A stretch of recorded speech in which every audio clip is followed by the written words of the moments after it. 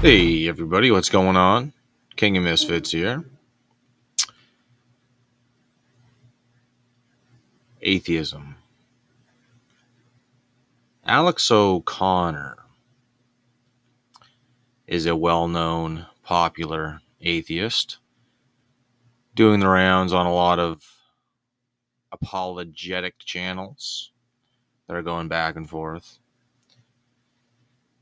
And Alex O'Connor, okay, he makes his dues by arguing the non-existence of God. He's an atheist, or so he claims to be. But the fact is, he's not an atheist. Atheists are not real. Atheists look for a reconciling of God onto themselves. They want to make God in their own image, okay? Because they believe that they have better ideas and better methods and philosophies on how things should be done in comparison to the God of the Bible, who's, a psychopathic narcissist who just enjoys the suffering of his creation, right? It's a very um, Luciferian based doctrine. Why is that? Well, because it's not that they do not believe in God. Like I said, they're reconciling God into themselves. Lucifer said that I will be above the Most High. I will ascend. Lucifer, the son of the morning, not the morning star, but the son of the morning, because his star is the last star that is visible before the sun comes up. And when the sun comes up, you do not see Lucifer. It's the lesser light. Okay. Lucifer, the light bearer, Satan, who transforms himself into an angel of light, and therefore his angels into ministers of light. Okay. Who's that? The Galactic Federation?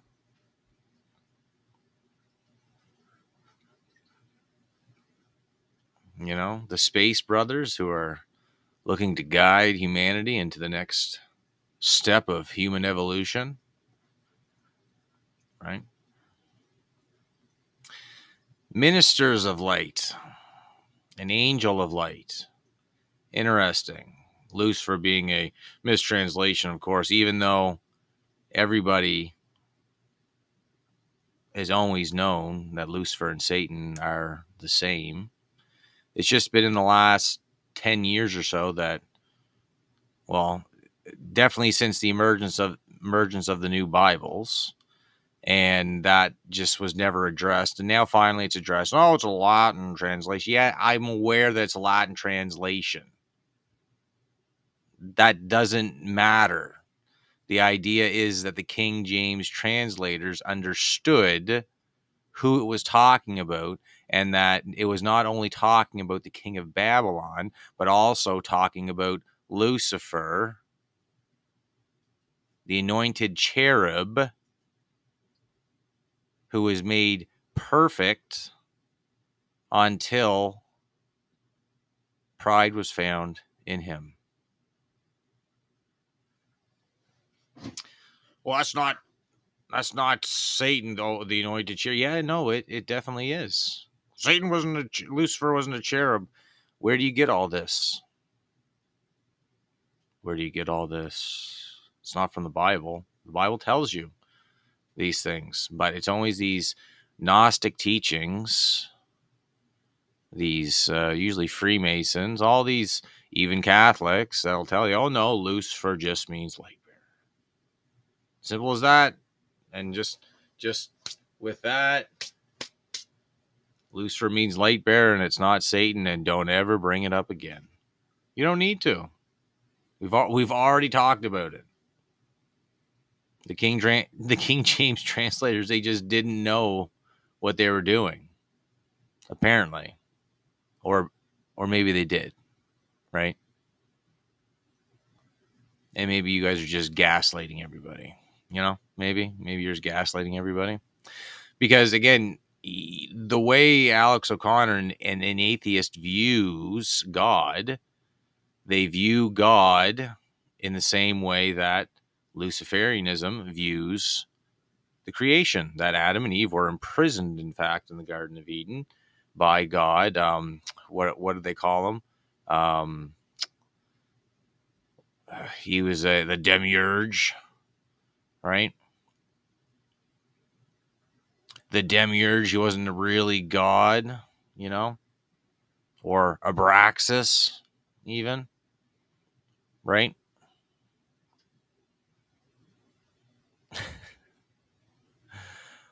But the idea is that this fallen entity that imprisoned Adam and Eve, and Satan, of course, Lucifer, the light bearer, Prometheus, brought the light, the knowledge, the flame to Adam and Eve, right? I mean, it's a tale as old as time, except for one views the adversary as the hero, and the other views him as what he is, and that's the adversary.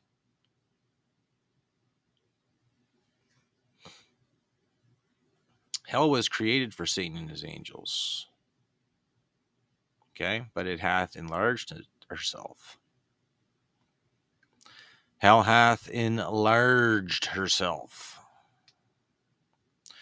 So the idea that someone's an atheist is just simply not true.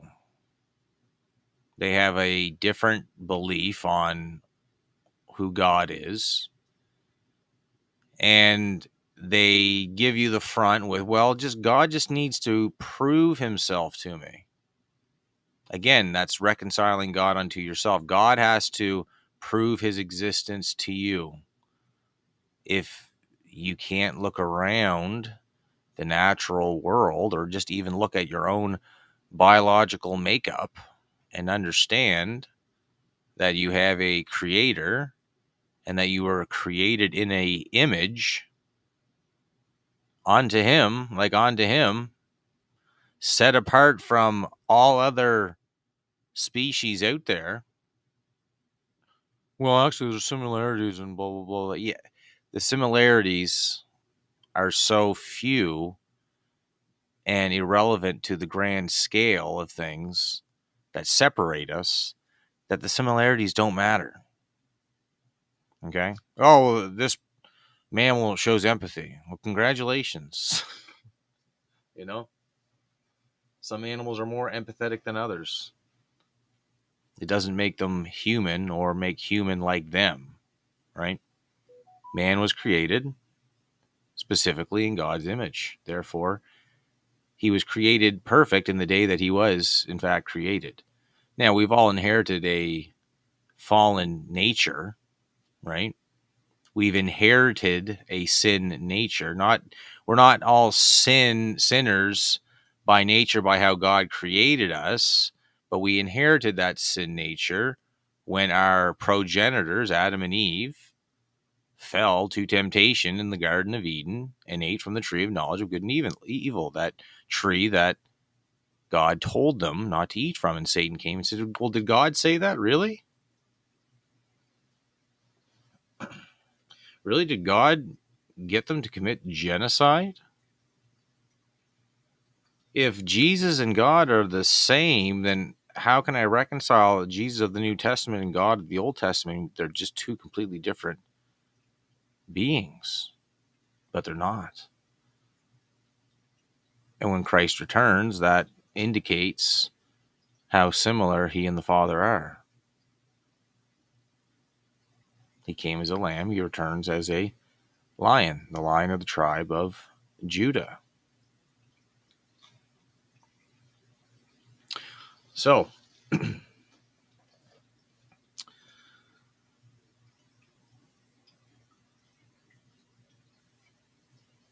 you can come up with different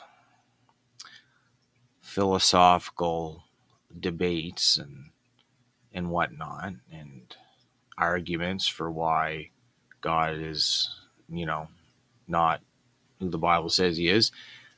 But at the end of the day, that's on you to prove, right? Like, you're not going to not prove the existence of God to me.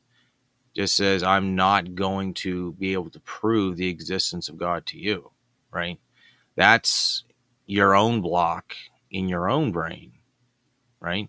That you're unwilling to see. Now, it's not that if I didn't care, I wouldn't be talking about these things, right?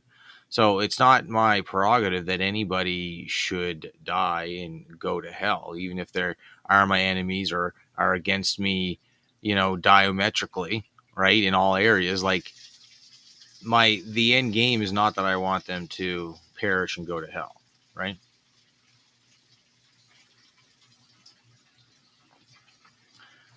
Some people need to be pulled out of the fire, right? Some can be, by gentle means and by light conversation and, different ways like that.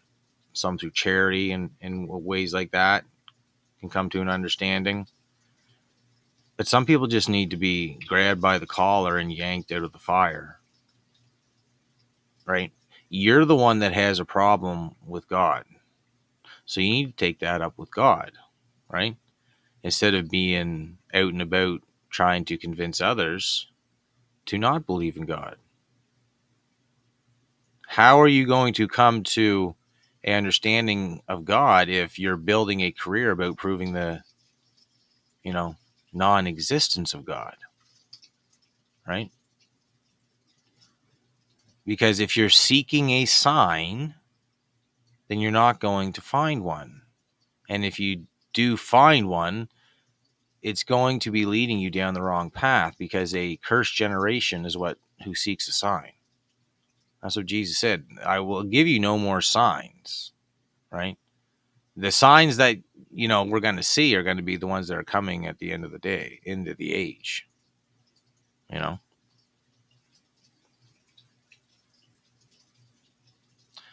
those things are coming.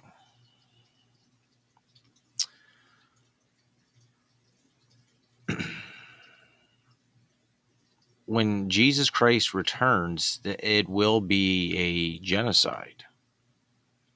It'll be a genocide of the Antichrist and his armies, a complete obliteration of them. So yeah, God's okay with genocide. Okay. Now, there's a certain type of genocide he's okay with, and a certain type of genocide he's not okay with. So you got to dignify the genocide, right?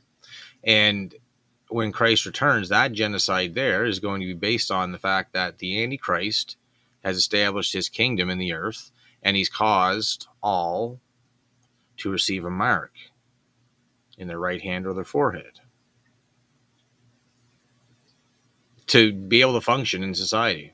And if you don't have it, then, by some point in time, you're going to be put to death. You're not going to be allowed to buy or sell, and you're going to end up being put to death, right? Because you're holding everybody back, right? And the Space Brothers are commanding that you sacrifice these people in order for you guys to make the jump to hyperspace. So who will these people be? Well, it'll be anybody who's resisting at that point in time the mark of the beast. Because I imagine by that point in time, you're going to come to an understanding of something, right? I think people that are resisting the mark of the beast, by that point in time, they're going to either, defecate or get off the porcelain, we'll say. Okay? So the amount of blood that is going to be spilled, just even leading up to that kingdom, and then once it gets established and is in full force, the blood that it will require well, it's going to be required of it when Christ returns. So if you're not okay with that, then that's your issue.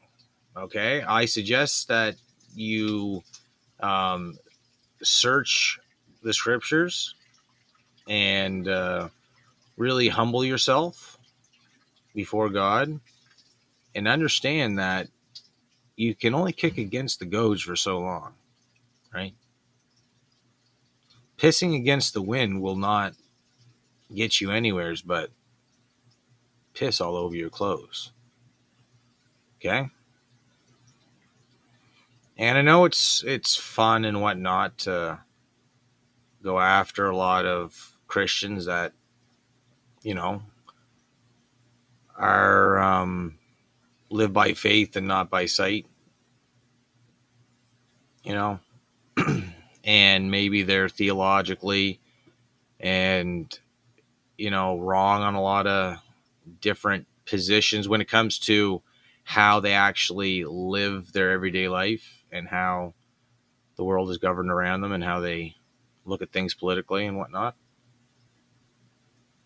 I mean, that's everybody, though.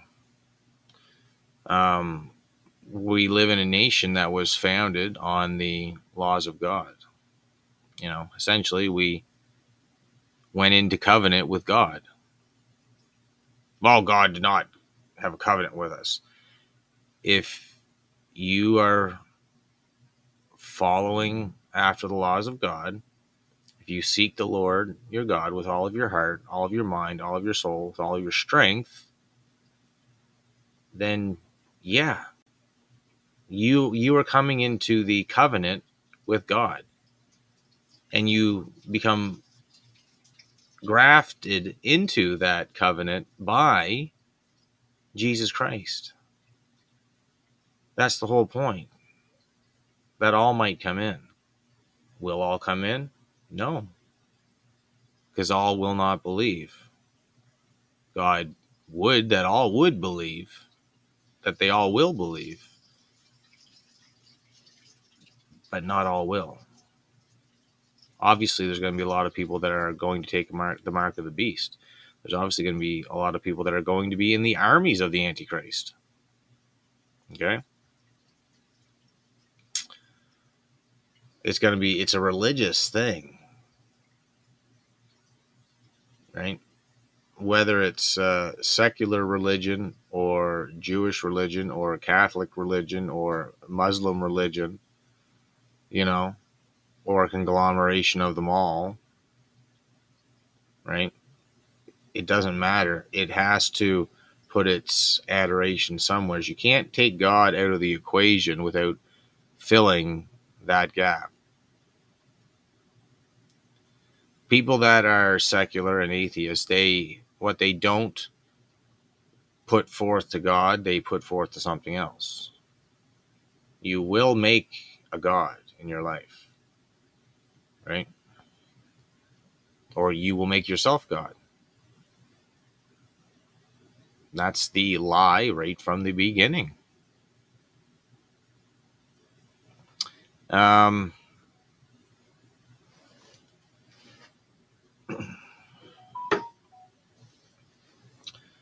anyways, just a little thing about Alex O'Connor and, you know, basically any of the atheists out there.